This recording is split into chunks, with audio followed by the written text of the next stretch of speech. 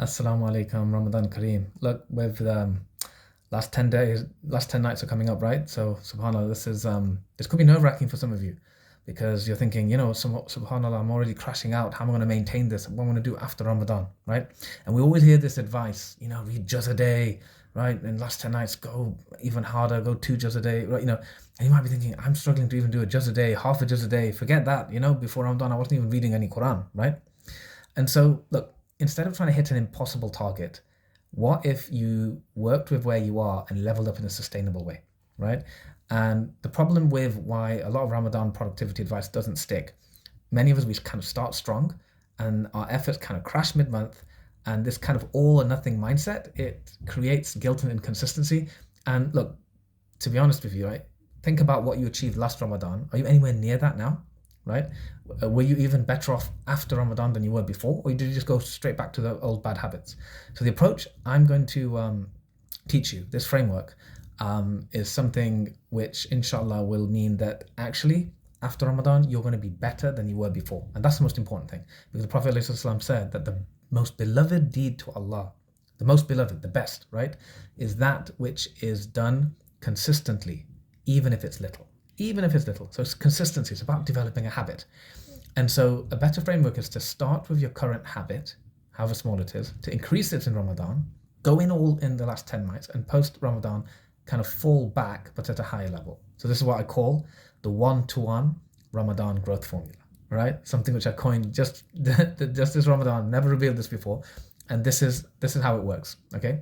So basically, the first 20 days now, and don't worry, I know you might be thinking, oh well, it's the last 10 nights coming up, but you can adjust accordingly, right? So the point is, for the first 20 days, and this is why, like Umar Sulaiman, for example, talks about 20-10. Many of the Sahaba would have a certain habit in the first 20 days, and then in the last 10 nights they would increase it, right? So there's that division. Rather than 10-10-10, it's actually 20-10. So the first 20 days you increase your habit slightly. This is the 1. We say 1-to-1, so this goes to the 1. The last 10 nights, you double it. You double the effort. There's a big push in the last 10 nights. And then post-Ramadan, you go back to 1. You go back to that increase you started. And because it's a small increase, it's actually sustainable. Let me give you a few really easy examples, right?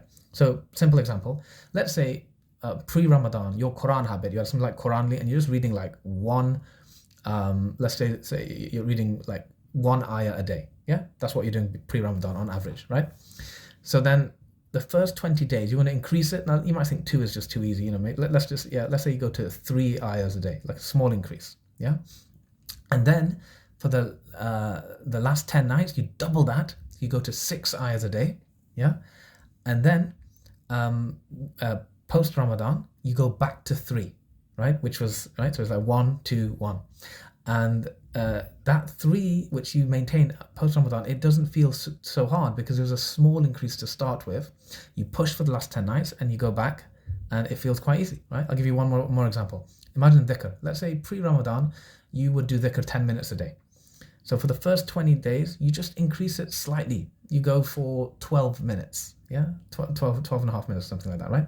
Last 10 nights, you boost it to 25 minutes, right? Nearly half an hour, you really go strong. And then post-Ramadan, you're back to 12 and a half minutes. It's an increase from before you're just doing 10 minutes, right? So this formula, it's not about hitting massive goals. It's about building lasting progress in a way that fits with your life.